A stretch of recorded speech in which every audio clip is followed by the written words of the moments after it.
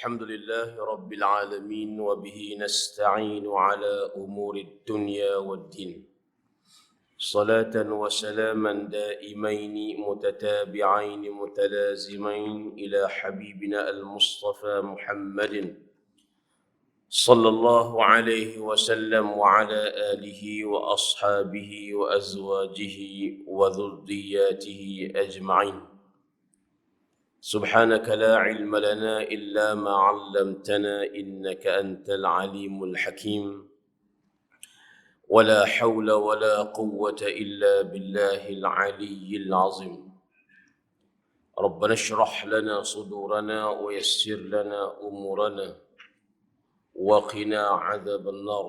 ربنا افتح بيننا وبين قومنا بالحق وأنت خير الفاتحين. اللهم اهد قومنا فإنهم لا يعلمون. أما بعد.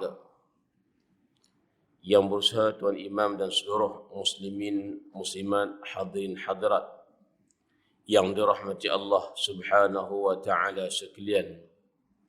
Alhamdulillah, puji dan syukur bagi Allah Subhanahu wa taala kerana di malam yang berbahagia ini kita masih diberikan kehidupan dan kesihatan oleh Allah Azza wa Jalla.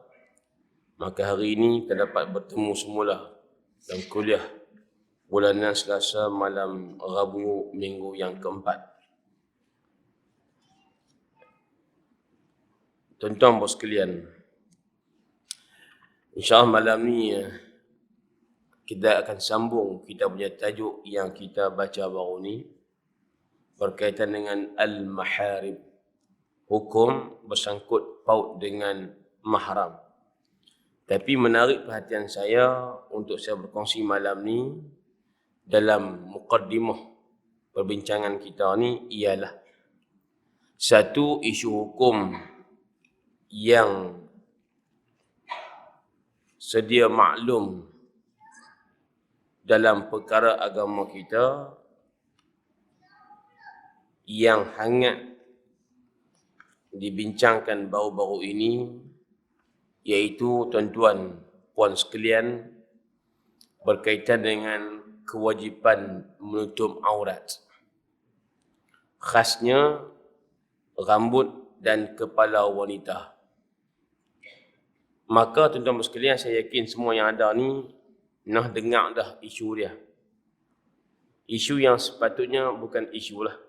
Ini hukum Tuhan. Iaitu ada manusia ini mengatakan bahawa tidak boleh memaksa wanita ini menutup kepala. Ataupun dengan bahasa lain, menutup kepala itu tak boleh dipaksa. Sebutan pertamanya kerana ia merupakan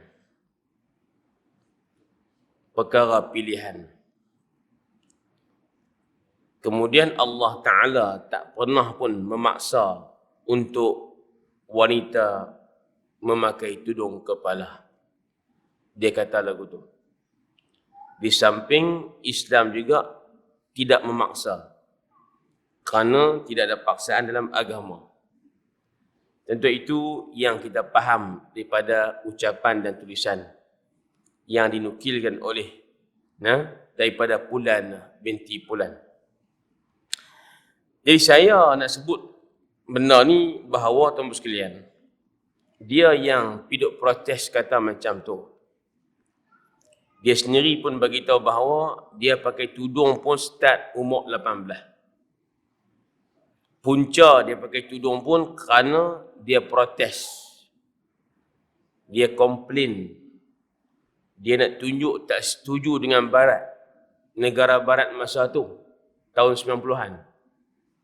Kerana tuan-tuan di barat masa tu, hangat tuan-tuan isu berkaitan dengan diskriminasi wanita bertudung. Maka tuan-tuan sekalian, masa tu di barat, wanita bertudung ni tuan dianggap macam tidak diiktiraf. Di barat sana tu saya katakan. Jadi bila melihat kepada penindasan, bila melihat kepada diskriminasi diskriminasi terhadap wanita yang Islam yang pakai tudung. Maka dia ni, kawan kita ni, dia protes. Nak tunjuk kata dia tak kenan dekat barat tu.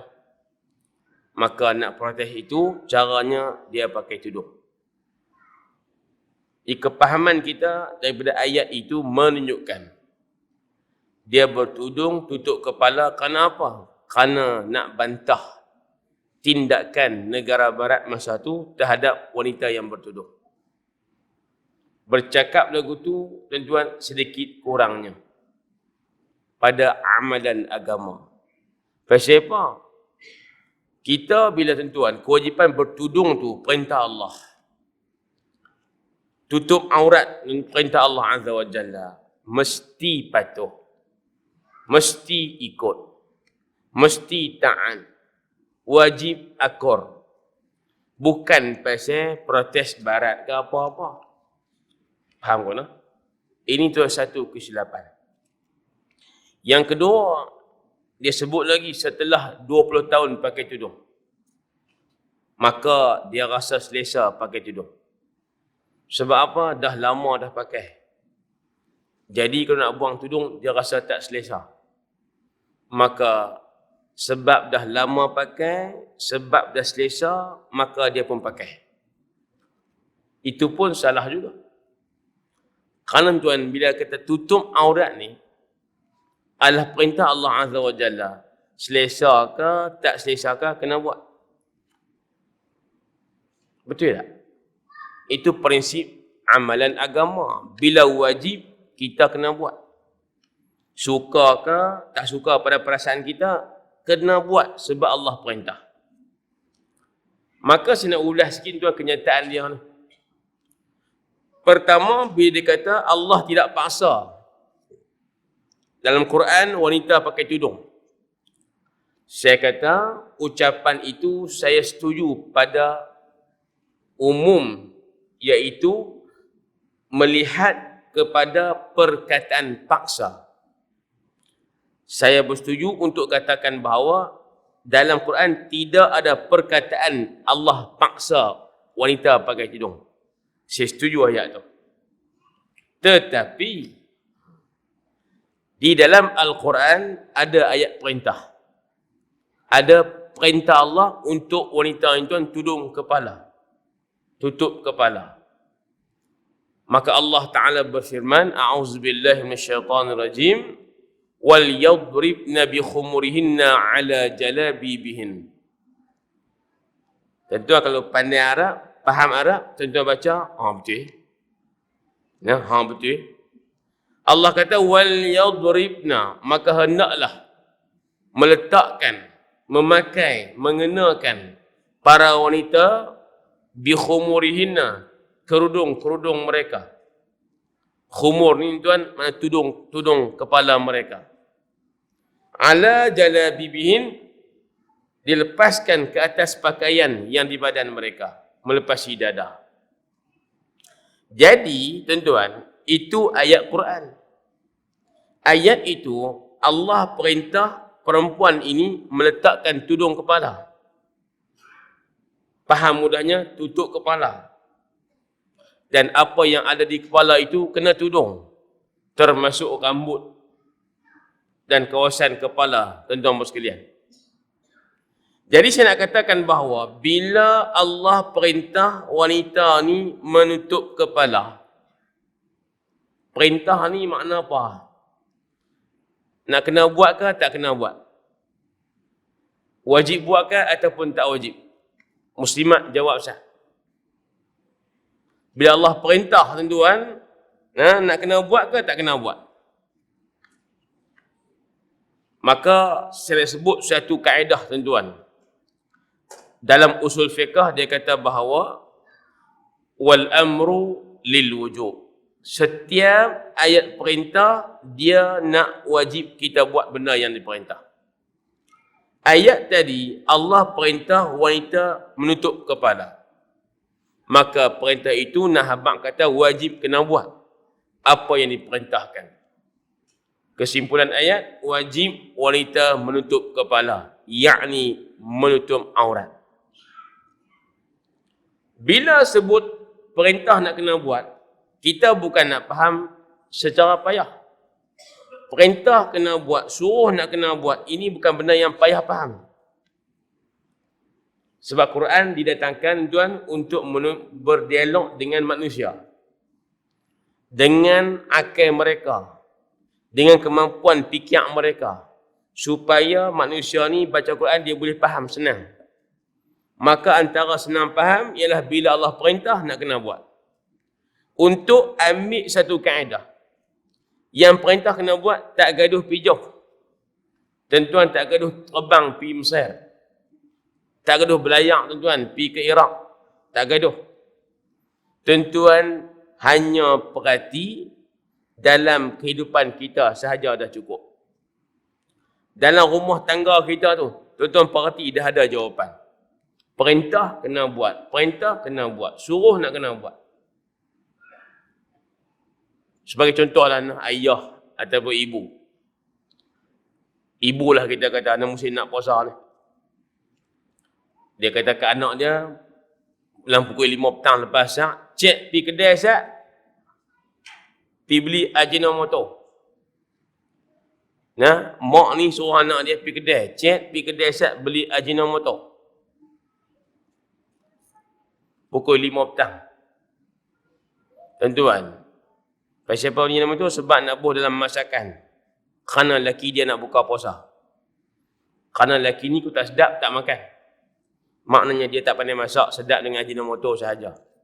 Tak apalah, itu cerita lain. Tuan-tuan, setengah jam suruh duduk tang tu juga. Setengah jam suruh duduk tang tu juga. Agak-agak, tuan-tuan, perempuan sekalian. Mak tadi tu, yang suruh anak pergi kedai, tiba-tiba setengah jam tak pergi juga. Dia nak kata apa? Ni, mak suruh ni tak pergi lagi ke? Dia mula tinggi suara dah. Pasal apa tinggi suara? Marah. Terbakar dalam. Pasal apa terbakar? Pasal mak suruh tak buat. Maknanya bila mak suruh nak kena buat. Bila tak buat, mak marah. Tu yang zakah tuan dia pergi duduk menampak lebih kurang. Bila jugir mata naik kalam merah. Pasal marah. Itu kepahaman dalam kehidupan harian kita. Maka kita ambil kepahaman itu, bawa untuk kita faham Quran. Bila Allah perintah perempuan, tuan sebut silap. Bila Allah perintah wanita ni tundung kepala, tutup aurat, maknanya benda ni nak kena buat. Kalau tak buat, Allah marah tak?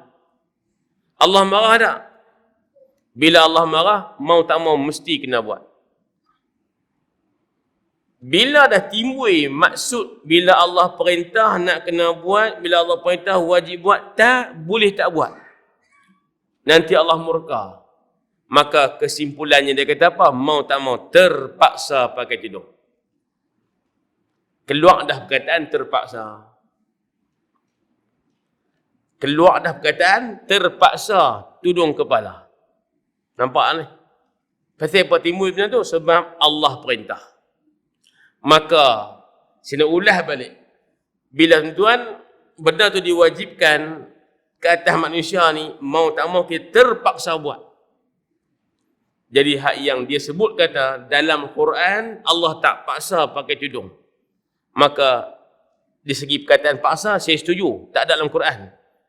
Tetapi di segi makna perintah Allah, untuk tudung kepala itu, wajib kena buat, maka dia timbul makna terpaksa buat. Faham lagi dah? Pandai pula duk kata la ikraha fid din, tidak ada paksaan dalam agama. Bukan semua bab tuan-tuan sekalian. Kita tak paksa kalau orang tuan ditunai kewajipan.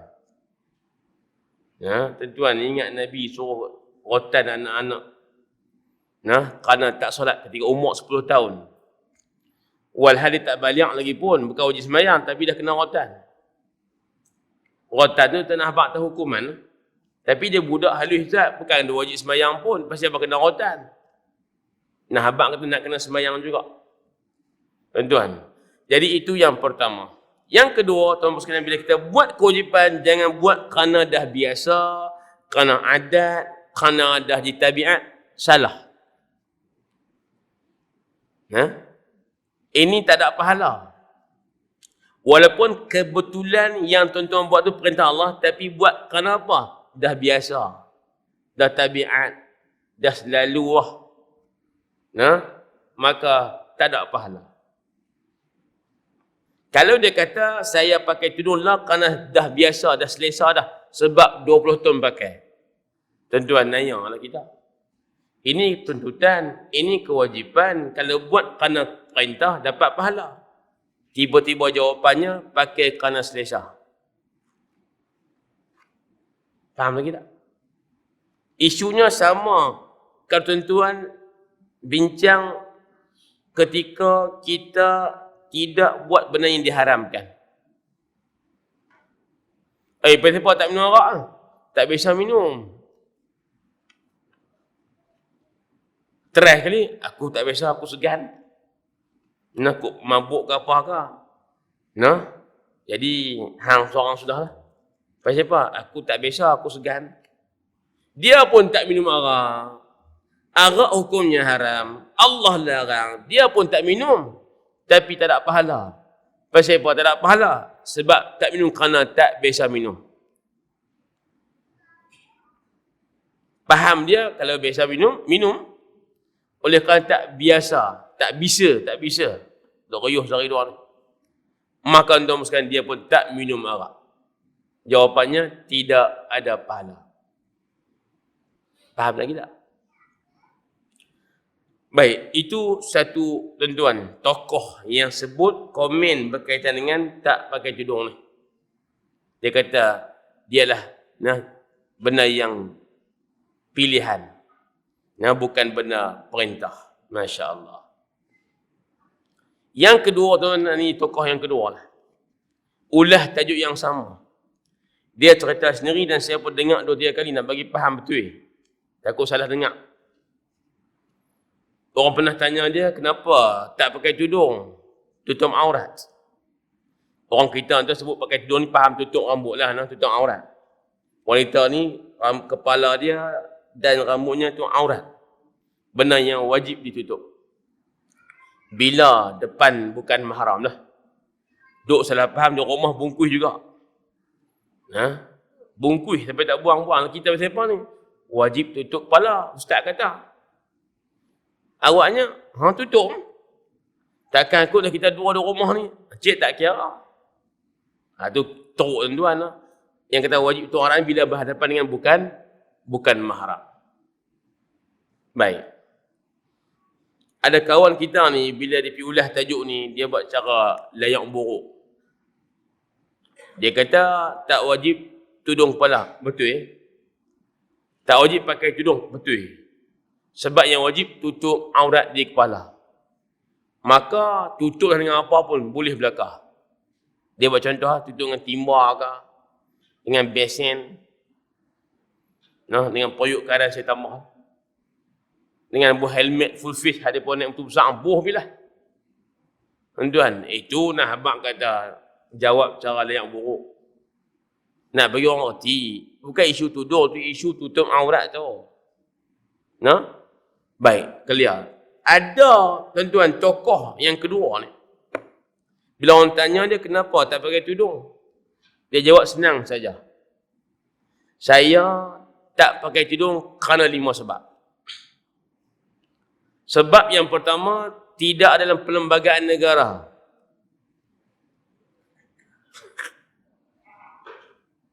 Wajib pakai tudung. Masya Allah. Sebab yang kedua, kerana kabinet tak buat peraturan untuk masuk kabinet atau parlimen kena pakai tudung. Maka saya tak pakai tudung. Yang ketiga, kerana suami tak suruh. Ni Hamai ni, tudung ni suami suruh kan? Suami suruh kan? Dia kata suami tak suruh tu dia tak pakai. Yang keempat, sebab dia kerana mak dia habak masa dia kecil-kecil tu ni. Mak dia habak kata, kubur masing-masing.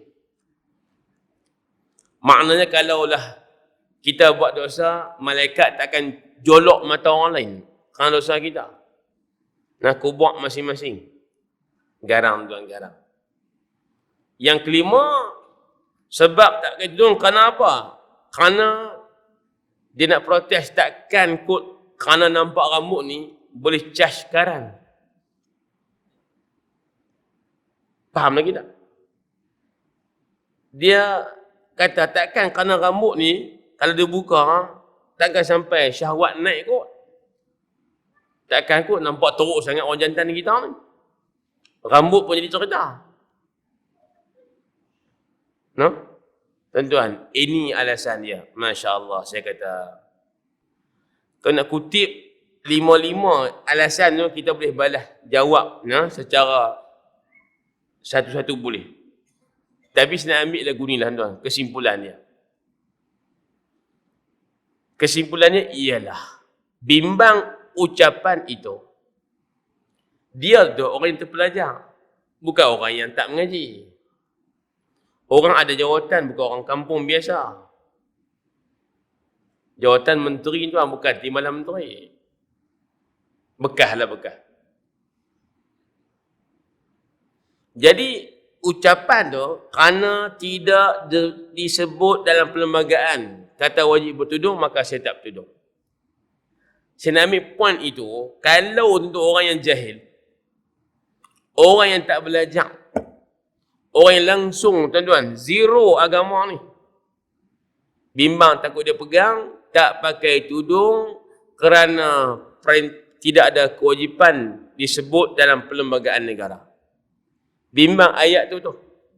Tak disebut dalam perlembagaan, maka tak pakai. Bimbang apa Ustaz? Takut orang hak tak mau sembahyang. Dia kata, saya tak mau sembahyang. Pasal apa? Sebab tak diwajibkan dalam perlembagaan negara. Kena puas malas puasa pula. Ni nak puasa 2 minggu lagi ni. Oi, pasal apa hampa tak puasa? Tak wajib dalam perlembagaan. Saya bimbang takut jadi mainan ratib orang yang jahil. Ini zakat fitrah hang tak ada bayar lagi. Tak diwajibkan dalam perlembagaan. Ulang ayat tu. Tuan-tuan, maka lama-lama membesarkan perlembagaan berbanding Al-Quran itu sendiri. Ini merosakkan akidah. Merosakkan amalan kita. Saya tak mau ulah dia disebut-sebut tu, tapi nak habak kata bimbang yang tu. Hak bercakap tu orang belajar juga. Orang ada tuan ada pelajaran. Berkawan dengan orang yang pandai. Kalau orang yang jahil tuan, takkan tak boleh tertipu kok dengan ayat macam tu. Bimbang kita. Saya tanya tuan-tuan ni, Al-Quran dengan perlembagaan mana besar? Al-Quran dengan perlembagaan negara mana besar? Kalau dia faham perlembagaan Islam agama persekutuan, yang tu pun cukup dah. Islam agama persekutuan.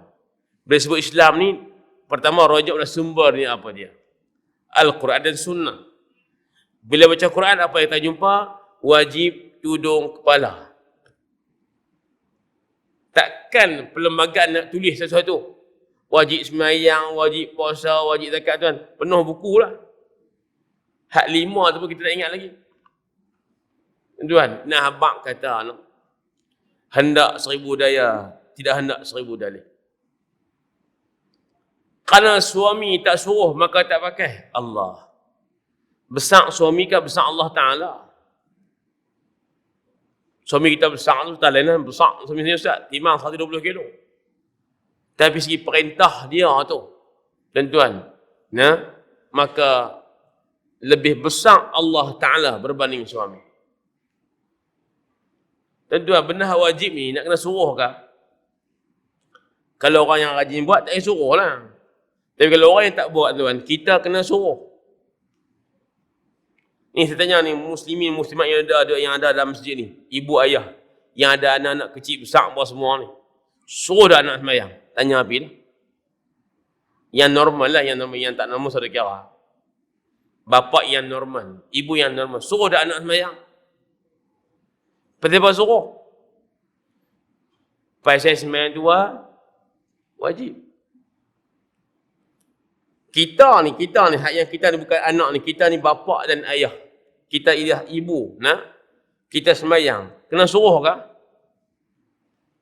Kena suruh kah? Siapa yang dalam amal-amal ni, mes-mes sebab kena suruh, ada tak? Laki suruh kah? Bini suruh kah? Lama tak main ni, main pula. Bini suruh ni. Ni abang pergi sembahyang. Kalau abang tak sembahyang, encik minta fasah di mahkamah. Kasar sikit bini pun. Minta cerai sebab suami tak mau sembahyang. Kita pun main dah lama tengok. Kepiah berdebu bila.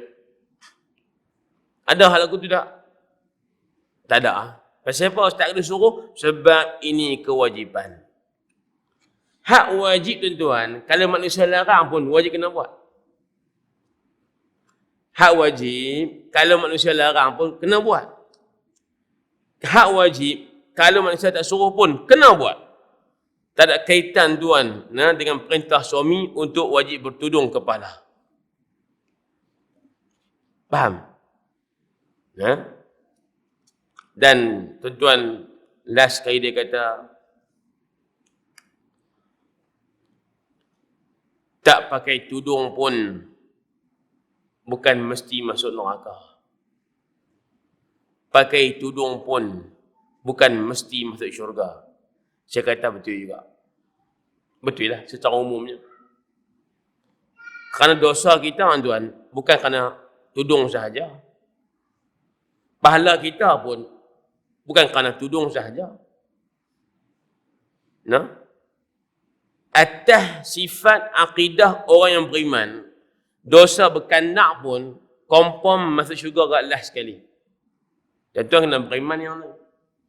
Orang beriman ni kalau dia mati dia mengucap dua kali himah, kalau dia mati dia beriman, tuan-tuan sekalian, kalau pun dosanya sebesar bukit Uhud, setinggi gunung Jorai, dia akan diseksa habis seksa dosa dia, last confirm masuk syurga.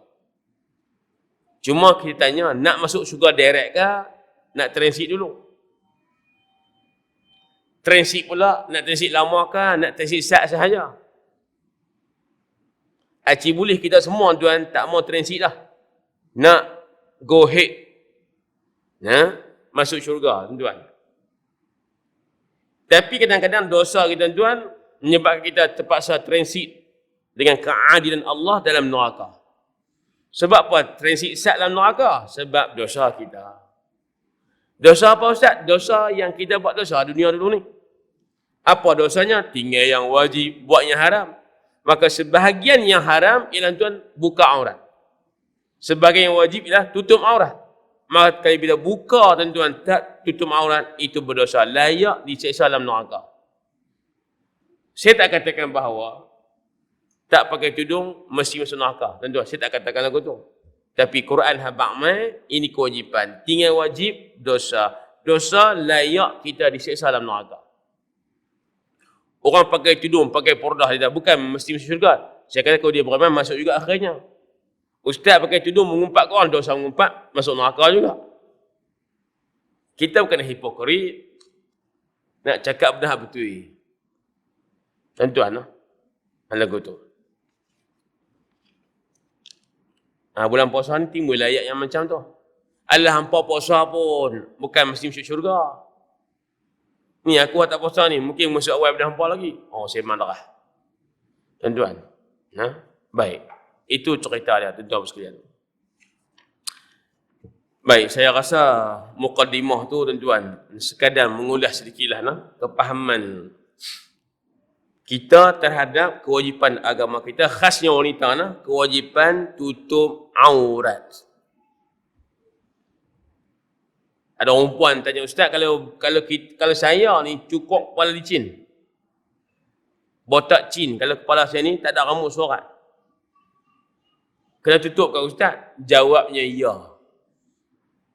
Kadang-kadang mereka kata, orang perempuan ni kalau kepala botak lagi seksi daripada ada rambut. Mereka kata lagu tu. Kadang-kadang. Kena tutup juga.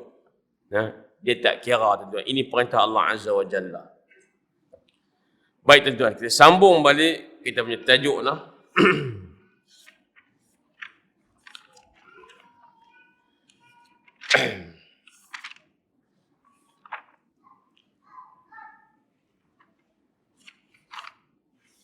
Baik.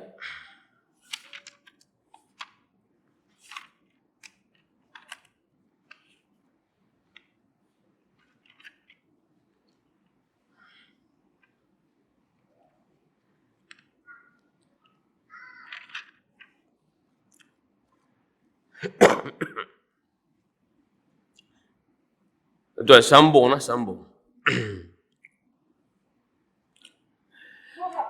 Malam ni tajuk mahram tu rupanya settle. Kita masuk sikit kepada tuan bab iddah. Boleh ke no? Boleh. Tak kena tukar tajuk. Boleh. Sikit lah 15 minit lebih kurang, bukan panjang pun. Tajuk dia ialah al-iddatu. Baik. Iddah ni tuan maknanya ialah iddah lah, tempoh masa yang syarak letak kepada seorang perempuan yang diceraikan suami atau berpisah dengan suami secara fasakh atau tuan kerana kematian suami. Itu makna iddah lah. Kalau orang bincang bab iddah ni, fahamnya tuan, ini cerita bab rumah tangga. Bab laki bini. Disangkakan panas sampai ke petang. Rupanya hujan di tengah hari. Nikah tuan, masa menikah tu, niat sampai syurga. Yang jadi mangsa, Tok Imam, dia cekak tangan tu sampai melompat Tok Imam. Pasal apa? Semangat tuan, nikah ni niatnya sampai ke syurga tu. Tapi tuan dengan karenah-karenah apa semua, dengan izin Allah tuan, ajal perkahwinan tak panjang. Berlakulah tuan macam-macam perceraian, fasakh, farak, khulu', li'an, mati. Menyebabkan tuan, hubungan nikah dah pun terputus. Ada yang tuan-tuan berpisah boleh rajak balik. Dia panggil talak rajai. Talak 1 dan talak 2. Ada pasien talak juga tak boleh rajak dah. Namanya talak bain. Talak 3 ataupun talak rajai yang telah pun habis iddah. Dan ada berpisah suami isteri tuan, tak boleh menikah sampai bila-bila. Iaitulah kerana tuan dili'an, bersumpah laknat di mahkamah. Hak ni kalau berlaku, laki bini tu tak boleh menikah sampai bila-bila. Lebih berat daripada talak 3. Talak 3 tuan-tuan, walaupun tak boleh menikah balik, tapi kalau Cina buta ada di tengah-tengah tu, Cina buta cerai dia balik, dia boleh menikah semula dengan bekas laki dia hari tu ni. Tapi kes li'an, kes laknat, kes sumpah laknat di mahkamah, tak boleh menikah sampai bila-bila. Tak apalah tuan. Dan kadang-kadang tuan berlakunya kes jenayah seksual, kes rogol. Ini tuan-tuan dianggap jenayah seksual. Yang merogol dianggap berzina, mangsa rogol dianggap tidak berzina. Sebab dia mangsa yang dipaksa, bukan yang sukarela. Bila berlaku kes rogol apa sama perselisihan, ada iddah ke tidak? Ini perbincangan kita.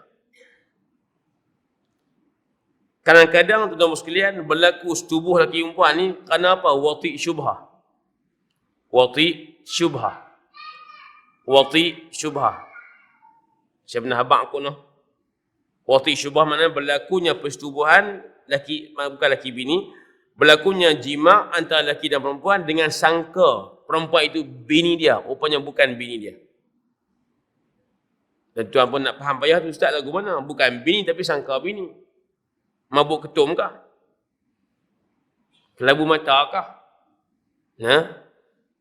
Dia nak habaq konsep wati' syubhah tu.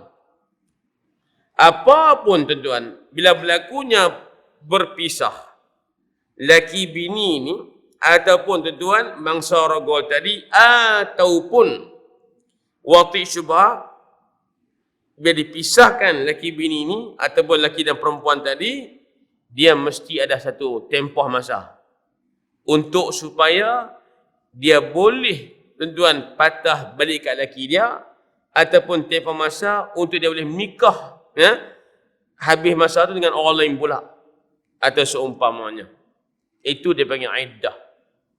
Maka iddah ni apa dia tuan? Tempoh masa yang diberikan oleh syarak kepada wanita untuk menunggu dalam tempoh tersebut sebelum ia dihalalkan berkahwin dengan orang lain atau berkahwin semula. Faham kan? Jadi tuan-tuan sekalian, faham lagi kalau tak habis iddah masih bini orang. Tu pun tengok juga talak berapa. Tuan-tuan. Baik, saya buat contoh.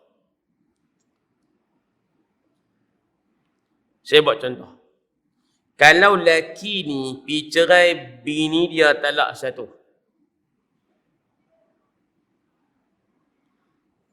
Dan mereka adalah suami isteri yang sah. Talak jatuh tak? Bukan cakap tolak jatuh, talak pun jatuh. Dah tolak jatuh ustaz, rebah tergulin. Itu tolak. Tuan-tuan, yang ni talak ni, kata cerai jatuh ke tak? Jadi ke tak? Jawabnya jadi. Baik, bila talak satu ataupun talak dua, maka jatuhlah tuan-tuan, berlakulah cerai suami isteri tadi. Tetapi talak satu, talak dua ni dia masuk kategori talak raj'i, betul tak? Biasa dengar tak talak raj'i ni? Biasa dengar ke dah? Talak yang pasien boleh patah balik. Raj'i ni raja'a, mana patah balik. Talak yang berlaku antara laki bini, tetapi laki bini ni boleh patah balik, raj'i. Boleh patah balik kepada hidup suami isteri tanpa perlu akad nikah lain. Dengan syarat dia kena rujuk dalam iddah tersebut. Timbul perkataan iddah sini. Makna ustaz dan abang, lagi tak habis iddah. Lagi tak habis iddah jika talak satu dan talak dua, maka laki itu boleh untuk rujuk balik bini dia ke pangkuan dia tanpa perlu akad nikah baru. Faham lagi? Talak satu, talak dua, dalam iddah mereka masih laki bini. Clear tak? Mereka masih laki bini. Sebab itu talak satu, talak dua, laki wajib bagi nafkah. Makan bini, minum bini, pakaian bini, tempat berlindung, rumah untuk bini, walaupun telah cerai, talak satu, talak dua. Clear? Baik. Tiba-tiba suami ni tuan-tuan dia terlupa rujuk. Talak satu, talak dua dah jadi dah. Tiba-tiba habis iddah 3 kali suci. Laki ni tuan terlupa nak rujuk. Kalau duk kerja banyak sangat, overtime lebih kurang. Mesyuarat tak mesyuarat tuan, overseas lagi, apa semua, dia terlupa nak rujuk bini dia. Teringat hari ni Allah, hari ni berapa bulan lah? Hari 23 hari bulan. Dia kata lepas lah dah. Dia pun telefon bini dia ni. Assalamualaikum. Waalaikumsalam. Ni abang ni. Abang apa? Bekas abang. Awak telefon. Ni abang ni nak rojak balik ni. Rojak apa hari ni dah telajak tak dah. Hari ni dah 4 bulan 10 hari dah. Bukan iddah mati. Abang cerai cik talak 1, talak 2. Setakat 3 kali suci saja. Lepas di sana nur dah dia kata. Iddah habis dah. Maka tak boleh rojak balik. Betul tak? Betul tak? Jawapannya betul. Tak boleh rojak balik. Talak 1, talak 2. Lagi tak habis iddah, laki boleh kata, saya nak ambil bini saya balik. Jadi dia balik. Tak gaduh nikah lain. Tapi kalau talak 1, talak 2, laki dia tak rojak. Tiba-tiba habis iddah. Lepas habis iddah, tak boleh rojak lagi dah. Tuan. Hanya jadi rojak sahaja. Baik. Tanya lagi. Ustaz, kalau talak 1, talak 2, laki tak rojak, habis iddah, depa boleh nikah balik tak? Sila jawab. Boleh nikah balik tak? Jawabnya, boleh. Kena akad nikah lain. Dan wajib bagi mas kahwin lain. Kena berlaku lagu tu, perempuan tak mahal sikit. Hari tu kami nak kita, lepas cerai kita, tak rojak. Nak nikah balik. Boleh. 1 juta.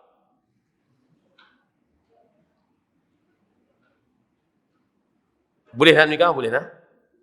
Nikah lain, mas kahwin pun wajib bagi lain.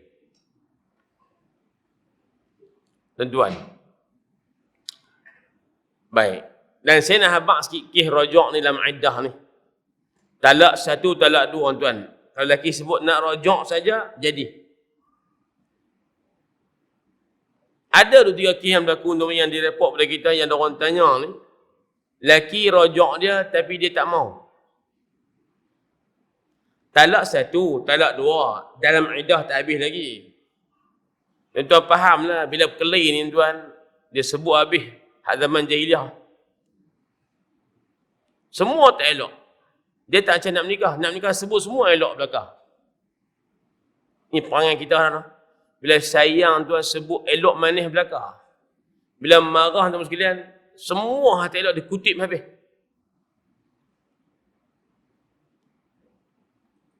Ini tentu aku tak ada masalah rumah tangga. Okey ya. Bagus ya. Tapi tu kalau ada berkelit sikit saja. Tuan-tuan cik dengar. Dia kutip habis. Hak tentu lama-lama daripada zaman kecil. Dia sebut keluar sepatah sampai tuan. Sampai hari ni.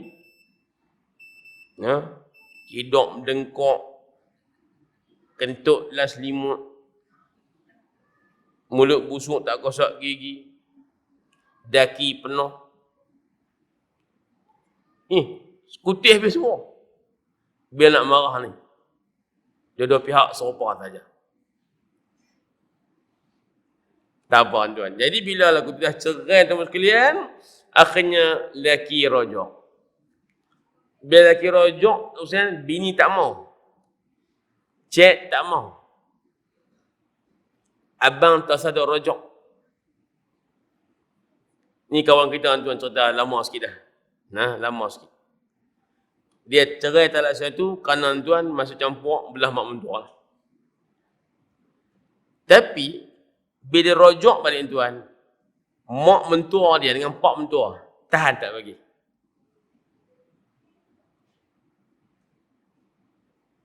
Kami tak bagi anak kami. Ni anak kami. Dah cerai dah sudah lah. Laki dua sekalian dah rojak masa iddah tu. Tiba-tiba mak mentua, pak mentua dia tahan. Kami tak bagi walaupun rojak. Ni anak kami. Sayang tuan. Sayang. Rahmatan lil alamin. Tapi tak faham hukum Tuhan. Tak tadilah rahmat tu sayang ke anak ni. Takut laki buat nanya apa semua. Tak bagi lah. Walaupun laki tak, saya rojak dah ni bini saya rojak dah. Kami tak bagi. Yang syok tu lepas masa tu bini baru beranak je anak pertama. Dia pun tengah duk syok orang kata bahasa ada gila steering. Imam mentua apa buat lagu tu pula? Tak bagi. Agak-agak tuan, kes macam tu, bila suami dah rojok dalam iddah, dia jadi bini dia balik atau tak jadi? Jadi automatik. Walaupun bini tak setuju. Walaupun tuan-tuan, pak mentua angkat belakang parang pun, tetap dia patah balik jadi bini laki dia.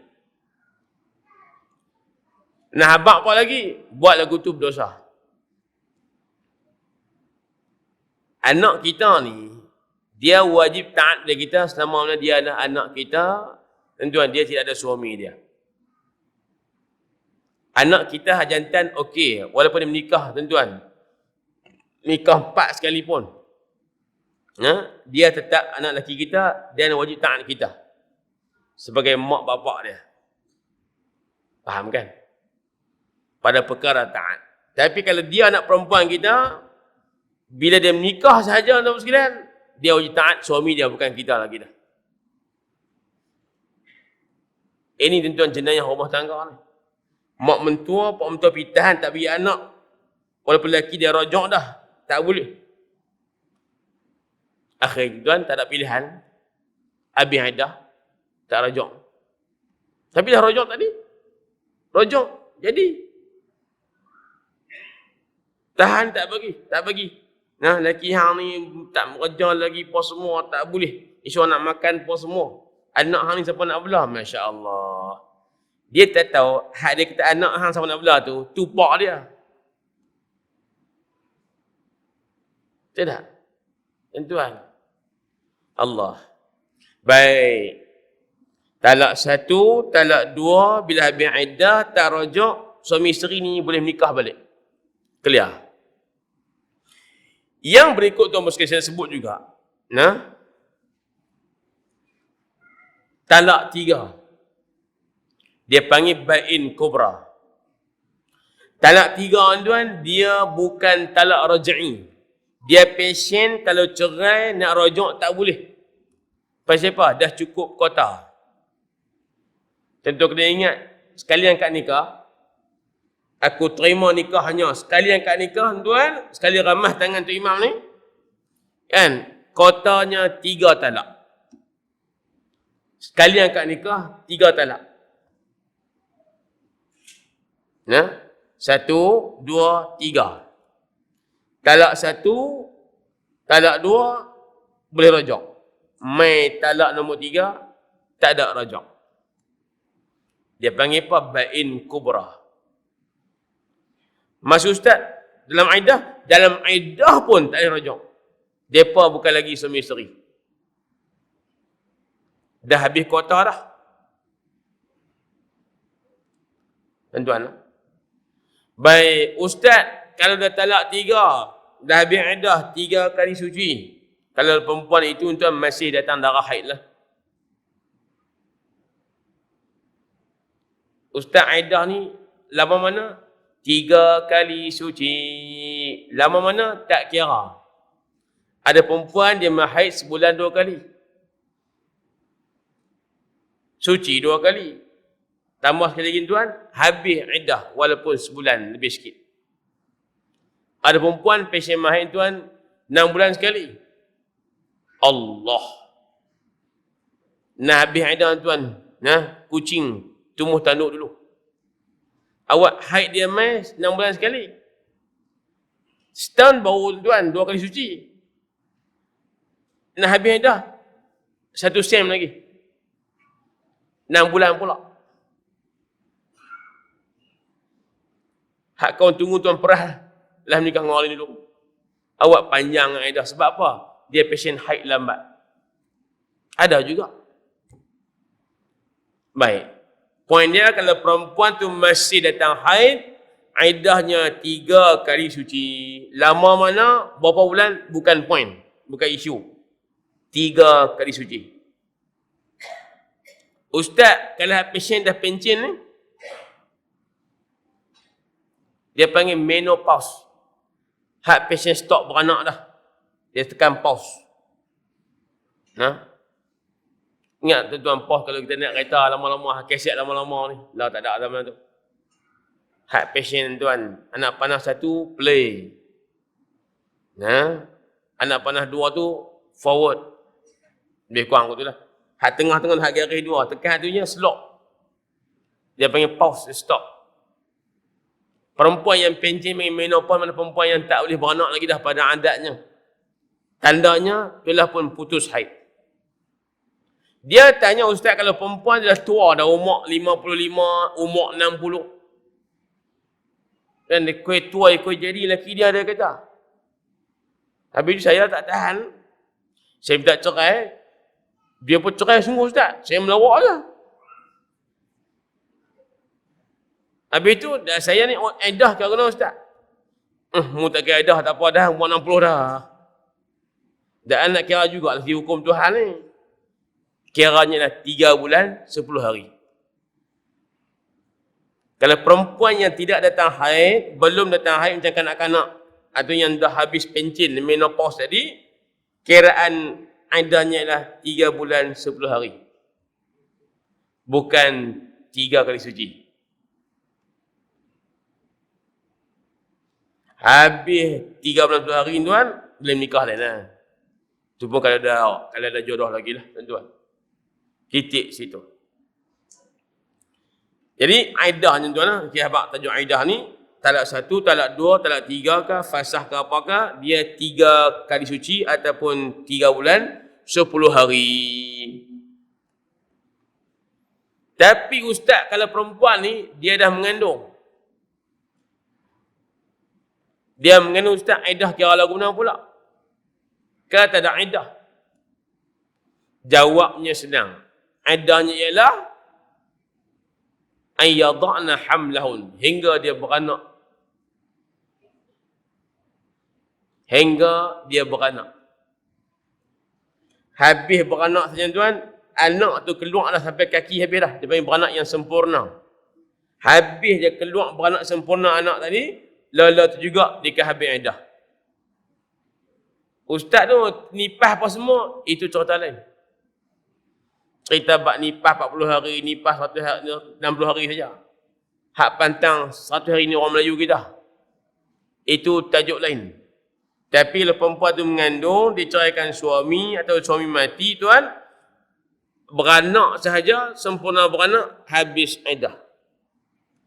Kalau ikut bahasa fiqah ni, perempuan ni kalau dia mati, laki dia mati ke, diceraikan suami dia ke, tiba-tiba esok beranak. Malam esok boleh nikah dah. Kalau ada orang mau lah. Tuan-tuan. Dan lepas beranak pula, nipah punya siapa nak menikah. Nah habaq segi hukum tu.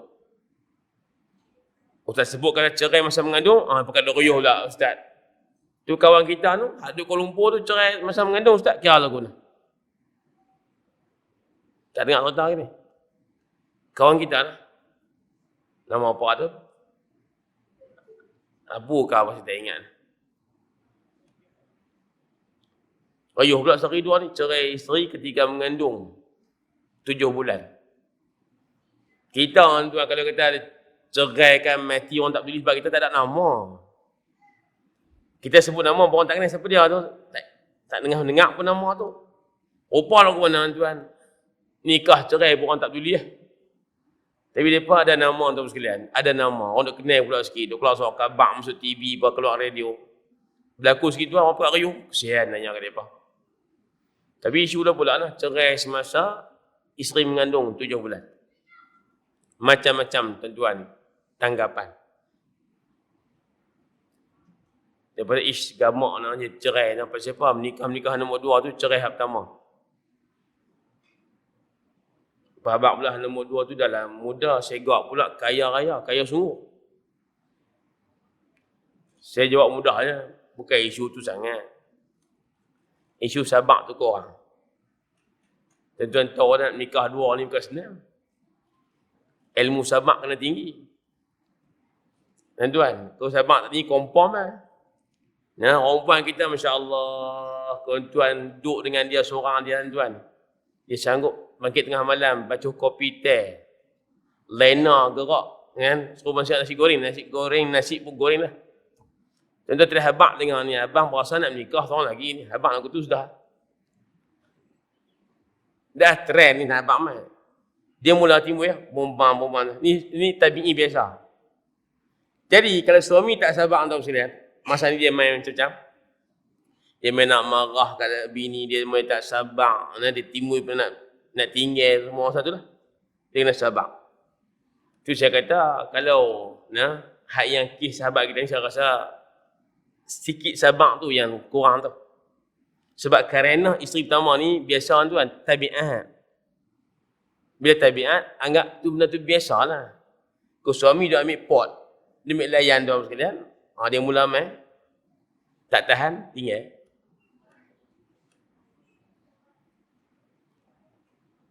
Ni saya cerita ni benda betul tuan lah. Satu kes ni tempat lain jauh sangat. Nikah sebulan, cerai terus. Tapi cerai hak kedua. Lepas tu hak pertama ni, apa. Dia kata ada bagi gerak pukul 2 pagi. Abang ni kita ni, tapi cakap lembut. Marah ada apa pun tak. Tapi pesan ajak sembang pukul 2 pagi. Sampai ke subuh. Seminggu tak jabat, tak lena. Apa. Lelah tak lepas habis. Tinggal tu. Itu kerana dia kena sabar sikit lah. Tak sabar, pergi. Tuan-tuan, tak apalah. Nah abang contoh. Jadi, tuan-tuan, kalau cerai semasa mengandung pun, talak tetap jatuh. Tetapi, dia panggil tidak digalakkan. Sunnahnya, kalau cerai masa mengandung, elok rojak balik. Dan, tuan-tuan sekalian, iddah kalau perempuan mengandung, senang saja. Beranak, habis. Tuan-tuan lah. Beranak je habis. Boleh menikah lain. Baik. Tuan-tuan sekalian. Itu iddah. Kemudian, ada pula tuan-tuan, kes tak ada iddah langsung. Perempuan ni, kalau kena cerai tak ada iddah. Boleh menikah lala tu juga. Masya Allah. Hak mana ustaz? Yang orang panggil janda berhias. Janda berhias tak faham ustaz? Ni, baru lepas menikah ni, inai masih merah di jari tangan ni. Tuan-tuan, inai duk merah lagi tuan, baru lepas kat nikah. Tak duduk sekali lagi pun. Tak berjimak lagi. Tiba-tiba tuan, lelaki pergi cerai dah. No? Laki pergi cerai bini sebelum mereka dah berjimak. Lepas kat nikah tuan sekalian, tak berjimak lagi, dia cerai terus. Maka itu dia panggil janda berhias. Lebih kurang kereta berhias tuan. Pakai rumun penuh pada ustaz nak tengok kereta berhias ni. Elok hentraman, hias ni. Takat gamak, tak kira tuan, pok-prak. High selfie pun ada. Kereta berhias ni elok. Tuan, baru lepas menikah, tiba-tiba tak ada sekali dengan lelaki lagi, tiba-tiba lelaki cerai, ini panggil janda berhias. Ada iddah tak ustaz? Tak ada iddah. Dia boleh menikah lela tu juga.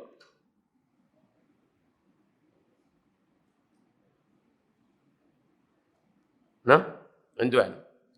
Jadi kalau macam tu, tuan-tuan sekalian, iddah ini, tuan-tuan, ada kira dengan haid, ada kira dengan bulan, ada kira dengan kelahiran, ada kira tanpa ada hari. Dan satu lagi saya sebut, iddah kerana kematian suami. 4 bulan, 10 hari. Hak ni dia tak kira haid. Laki mati saja, cara kira iddah 4 bulan 10 hari. Dia tak kira suci dah. Tuan-tuan, 4 bulan 10 hari saja dia kira habis iddah. Titik situ. Ringkas sudah. Yang sahabat tadi tu iddah nisbah orang perempuan. Secara umumnya tuan-tuan, orang lelaki tak ada iddah. Secara umumnya orang lelaki tak ada iddah. Pelik tuan-tuan, aku tanya orang tu Pak Long tu. Pak Long, awak ni duduk seorang. Awaknya dah maklum dah tak ada lama dah. Ya, seminggu dua dah. Awak tak menikah lain, tak habis iddah lagi. Pak Long tak habis iddah juga. Itu Pak Long nak kira lagu guna. Iddah Pak Long atau Pak Long dan iddah ni sebab Pak Long mati, Pak Long nak kira guna. Dia kata 4 kali suci. Suci lah guna. 4 kali berak dia dia. Itu mengarut tuan. Jadi maksud saya, secara umumnya orang lagi tak ada iddah. Tetapi ada satu kes dia ada iddah. Lagi tak habis iddah, dia tak menikah. Siapa boleh habaq ramai-ramai ni? Secara umumnya orang lelaki tak ada iddah. Cerai ke, mati ke bini, dia tak ada iddah. Cuma satu kes ni, lelaki ni kena ada iddah. Lagi tak habis, dia tak boleh menikah. Muslimat abang Ustaz, yang mana agak-agak? Nah abang payah untuk doa dia kata. Telah abang Ustaz, hak mana? Lelaki ni kena ada iddah. Habis iddah tu baru lelaki tu boleh menikah. Muslimat jawab Ustaz. Muslimat tu tak berani Ustaz, takut berdoa kat lelaki saya. Iaitu lelaki yang telah berkahwin 4. Bila kahwin 4 tuan, tiba-tiba bini dia mati seorang. Faham kan? Bila bini dia mati, tentu atau bila cerai bini dia cerai bini dia, talak 1 ke talak 2 ke, lagi tak habis tuan iddah kematian tu. Atau tak habis iddah isteri dia tadi. Kerana dia ada 4 isteri, dia boleh kahwin ke 4 sahaja. Kemudian tuan, dia cerai seorang. Biasa cerai tuan hak muda lah. Biasa cerai yang muda, hak tua jangan kita cerai. Betul ayat saya, betul tak? Betul lah. Tuan, jadi bila dia cerai seorang, lagi tak habis iddah ni, lelaki ni tak boleh menikah lain. Sebab apa? Dalam tempoh iddah ni, walaupun dia cerai dah bini dia ni, ada 3 lagi bini kan? Walaupun dia cerai hak nombor 4 ni, contoh, lagi tak habis iddah, kawan ni masih bini dia.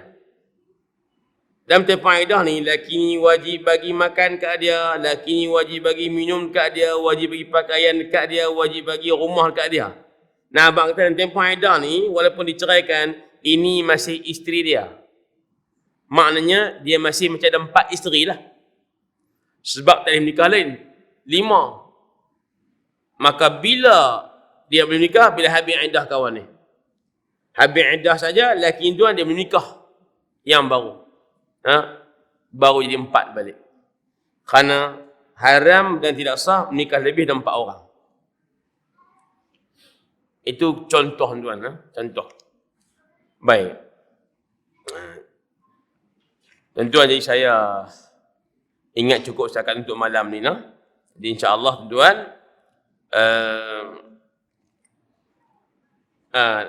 satu kesimpulan. Iddah ni akan sabit bila berlaku tuan persetubuhan. Sekalipun tanpa sah. Saya buat soalan, kalau berzina, sabit kesalahan zina, ada iddah tak perempuan tu? 2 pandangan ulama tuan. Baik. Jawapan dia tu yang muktamad, dia ada iddah juga.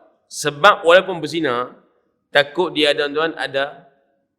Ini pandangan pendapat yang pertama tuan. Yang muktamad ikut jumhur. Tapi mazhab Syafi'i lain. Mazhab Syafi'i kalau berzina walaupun mengandung dia boleh menikah.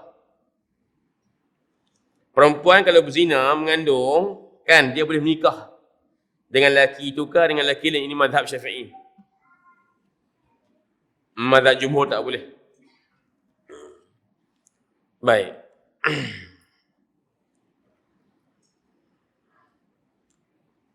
Baik tuan-tuan, itu tambahan maklumat lah. Lebih kurang macam tu. Baik, saya rasa cukup setakat tu untuk malam ni tuan-tuan. Tajuk tu dia tak nak clear lah, tapi dah buka-buka kedai yang tu. Tuan-tuan, kita habis jugalah. Duk cari tajuk tu ke sejam tu, habis insya-Allah aku tu. Ni tak nak buka, jumpa kita baca yang tu lah.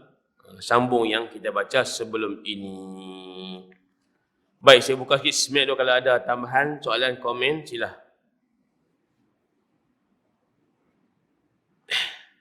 Kalau ada, tak ada, tak apa. Baik. Tuan-tuan, kalau tak ada apa dah, kita tangguh dulu pertemuan kita untuk kuliah kita bulan ni, sambung balik selepas raya lah. Bulan puasa dah. Bulan puasa, jadual macam biasa, Tuan Imam lah. Tuan Imam. Ada macam biasa kan? Bulan puasa, jadual macam biasa juga. Tazkirah saja kan lagu ni? Tak tahu lah. Baik, insyaAllah kita bertemu bulan puasa ketika tarawih dan juga tazkirah, insyaAllah ta'ala. Baik. Alhamdulillah wassalatu wassalamu ala rasulillah wa ala alihi wa sahbihi wa man wala. Allahumma arzuqna fahman nabiyyin wa hifzal mursalin wa ilhamal malaikatil muqarrabin. Rabbana atina fid dunya hasanah wa fil akhirati hasanah.